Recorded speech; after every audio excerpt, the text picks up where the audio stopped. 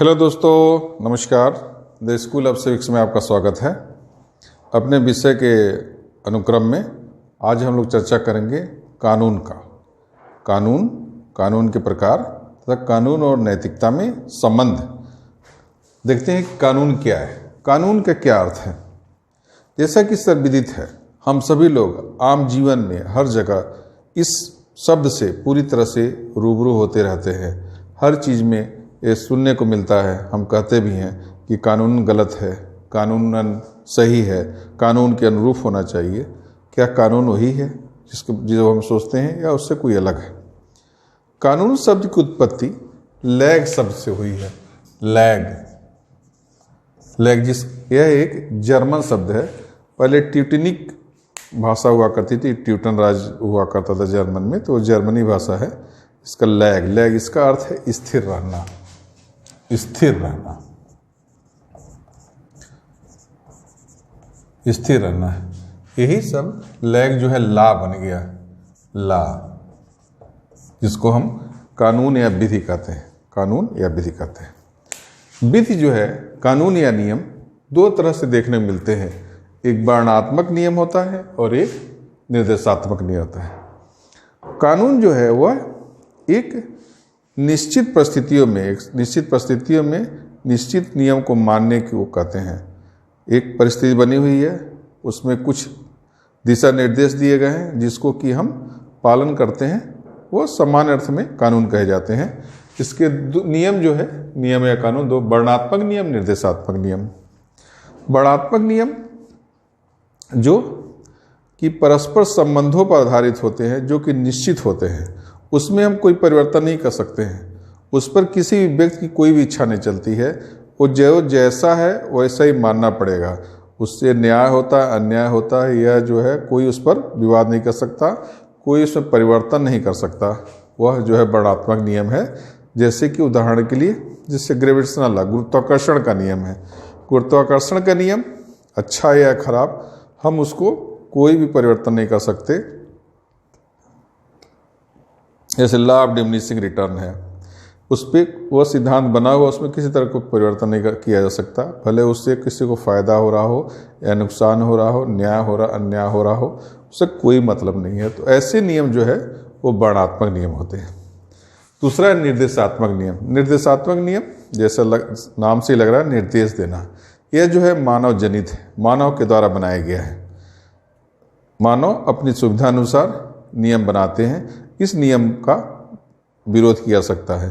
अगर सही है तो हम स्वीकार करेंगे, अगर सही नहीं है तो इसको अस्वीकार करेंगे। इसमें न्याय और अन्याय की बात हो सकती है, सहमति की बात हो सकती है, इसमें अच्छा है या बुरा इसके बारे में बात हो सकती है। तो जो नियम जिसका हम स्वीकार या अस्वीकार कर सकते हैं, निर्देशात्मक कानून नियम कहे जाते हैं। वर्तमान में जितने भी कानून का हम पालन करते हैं या जो बनाए गए हैं, वे निर्देशात्मक नियम में ही आते हैं, क्योंकि ये मानव जनित होते हैं, मानव द्वारा बनाए जाते हैं। जो भी नियम बनाने की संस्था है उसके द्वारा बनाए जाते हैं। दो और शब्द हैं, अपकृत कानून और अंतर्राष्ट्रीय कानून। अपकृत कानून, इसको इंग्लिश में कहते हैं law of tart. Law of tart, यह जो है सिविल लॉ का शब्द है। सिविल लॉ का शब्द है लॉ ऑफ टार्ट, अपकृत का कानून। इसमें यदि किसी व्यक्ति द्वारा किसी तरह की दूसरे व्यक्ति की हानि होती है या उसका व्यक्तिगत कोई नुकसान होता है, तो उसकी भरपाई करने के लिए वह सिविल न्यायालय का शरण ले सकता है। जैसे कि कोई दुर्घटना हो जाती है या कोई नुकसान हो जाता है, या मानहानि जैसे जो शब्द होते हैं, मानहानि का मुकदमा, वो लॉ ऑफ टार्ट में कहे जाते हैं। एक निर्देशात्मक नियम। दूसरा है अंतर्राष्ट्रीय कानून। अंतर्राष्ट्रीय कानून जो दो देशों के बीच आपसी सहमति से जो भी कानून बनाए जाते हैं, वे अंतर्राष्ट्रीय कानून होते हैं। उसमें संधि के द्वारा, आपसी सहमति के द्वारा, व्यापार या आयात या निर्यात के द्वारा जो संबंध बनते हैं, जिस कानून पर आधारित होते हैं, वो जो है अंतर्राष्ट्रीय कानून होते हैं। यह राज्य अपनी सहमति से, देश जो अपनी सहमति से करते हैं, इसको बाध्यकारी नहीं बनाया जा सकता है। ये कंसेंट पर आधारित होते हैं, तो अंतर्राष्ट्रीय कानून। कोई कानून सही है या नहीं, हम क्यों माने, क्या क्यों रिकॉग्निशन दें, उसके कारण होते हैं। उसके कारण होते हैं क्यों हम मानते हैं। पहला है समान रूप से लागू होना। जो भी कानून होते हैं सभी व्यक्तियों में, समाज में समान रूप से लागू होते हैं।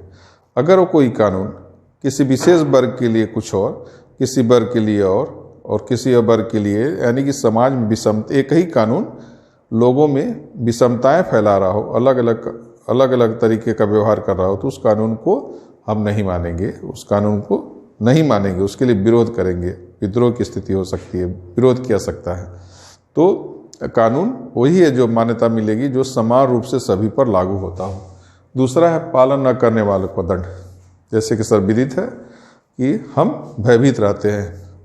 पहले था, एक बहुत सिंपल सा ज्वलंत उदाहरण है कि हेलमेट पहनना अनिवार्य नहीं था। मैं खुद भी नहीं पहना करता था क्योंकि अनिवार्यता नहीं थी, अपनी इच्छा से आप पहने या ना पहने।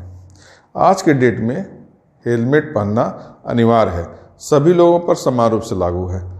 क्यों हम पहनते हैं? इसलिए हम नहीं पहनते हैं कि हमारी सुरक्षा होगी, जबकि सरकार का उद्देश्य यही होता है कि सभी व्यक्ति वाहन चलाते समय, वाहन दोपहिया चलाते समय हेलमेट पहने। यहाँ तक कि कुछ शहरों में, मेट्रो सिटीज़ में जो पीछे बैठते हैं उनके लिए भी आवश्यक होता है हेलमेट पहने। इसका उद्देश्य ये नहीं रहता है कि वह हेलमेट के व्यापार को बढ़ावा देने के लिए, व्यापारियों को बढ़ावा देने के लिए, या सरकार अपनी आमदनी प्राप्त करने के लिए हेलमेट पहनने पर लगाती है। उनका उद्देश्य एक सामाजिक व्यवस्था बनाए रखने के लिए है, समाज में सामाजिक व्यवस्था बनाए रखने के लिए। किस तरह से असामयिक जो मृत्यु हो जाती है लोगों को दुर्घटना के कारण, उससे बच सके, जिससे कि समाज में संतुलन बना रहे, परिवार का संतुलन बना रहे, जो कि अचानक दुर्घटना के कारण अपने परिवारजन को खो देते हैं। यह उद्देश्य सरकार का रहता है कि दुर्घटनाओं से बचा जा सके। इसके लिए हेलमेट पहनना अनिवार्य किया गया है। जब अनिवार्यता नहीं थी तो कोई भी नहीं पहनता था। इक्का दुक्का आप लोगों को देखते हुए तो लोग उसकी हंसी उड़ाया करते थे, अरे क्या इतनी गर्मी में हेलमेट पहने हो। लेकिन आज के डेट में अगर कोई बिना हेलमेट पहने दिख जाता है तो ये कहा जाता है आज बचेगा नहीं, निश्चित ही किसी न किसी चौराहे पर चालान हो जाएगा। यानी कि हमको डर है कि अगर उस कानून का नियम का पालन नहीं करेंगे तो हम दंड के भागी होंगे। दूसरा कारण है पालन न करने वालों को दंड। समान रूप से लागू होगा, जो पालन नहीं करेगा उसको दंड का भागी होगा। तीसरा निश्चित प्रक्रिया। जो भी कानून बनाए जाते हैं वह जो कानून बनाने की संस्था है, जैसे अपने यहाँ संसद कानून बनाती है, तो एक निश्चित प्रक्रिया होती है कानून बनाने की। उस प्रक्रिया से गुजरने के बाद वह विधेयक विधि का रूप लेता है राष्ट्रपति के हस्ताक्षर के बाद। उसमें उन सभी बातों का एक एक बिंदुवार वर्णन होता है। उसमें एक निश्चित प्रक्रिया बताई जाती है कि अगर कानून का पालन कैसे करना है, कानून को उल्लंघन होने पर कौन से दंड के भागी होंगे, क्यों करना है, हर चीज़ों के बारे में लिखी रहती है। ब्लैक एंड वाइट होती है, वर्बल नहीं होता है। अब किसी भी एक्ट को आसानी से हम पढ़ सकते हैं, वो हर जगह मौजूद होती है, जिसको कि मूल रूप जो होता है उसको हम लोग कहते हैं बेयर एक्ट।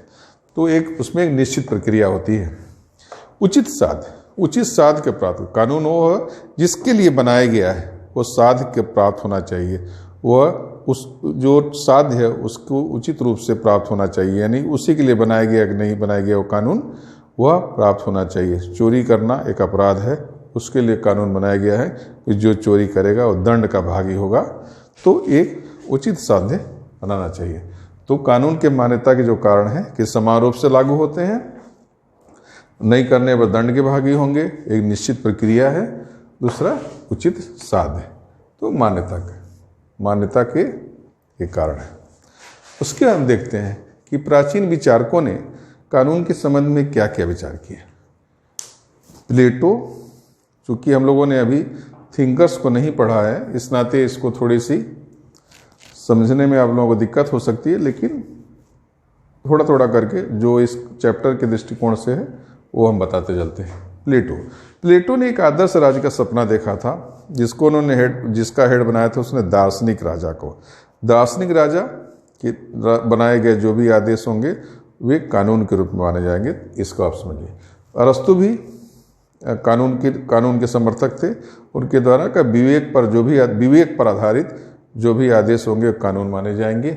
मध्यकालीन युग में, चूँकि उस समय और रोमन साम्राज्य और चर्च की ज़्यादा प्रधानता थी, तो उसमें ईश्वरीय कानून का ज़्यादा पालन किया जाता था। और ईश्वरीय कानून का था कि ईश्वर द्वारा दिया गया आदेश कानून है, उसको सभी लोगों को पालन करना है।